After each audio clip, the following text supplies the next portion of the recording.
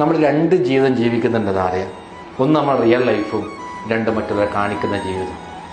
നമ്മൾ വല്ലാതെ എൻജോയ് ചെയ്ത ചില നിമിഷങ്ങളുണ്ടാവും. അതിൻ്റെ ഒരു ഫോട്ടോസ് നമ്മളെ കയ്യിലുണ്ടാവില്ല. പക്ഷെ അത്രയും നമ്മൾ ആ നിമിഷം ആസ്വദിച്ചിട്ടുണ്ടാവും. നമ്മളൊന്ന് അത്രയും ആസ്വദിക്കാത്ത കുറേ നിമിഷങ്ങളുണ്ടാവും. അതിൻ്റെ കുറേ ഫോട്ടോസ് നമ്മളുടെ അടുത്തുണ്ടാവും.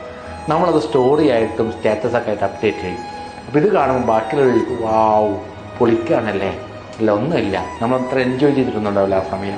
നമ്മൾ മറ്റൊരാളെ സ്റ്റാറ്റസ് ഇല്ല, നമ്മൾ ചിരിക്കുന്ന മുഖവും ഭയങ്കര ഹാപ്പി ആയിട്ട് സ്റ്റാറ്റസും സ്റ്റോറി ഇടുന്ന പല ആളും സങ്കടത്തോടെ ജീവിക്കുന്നത്.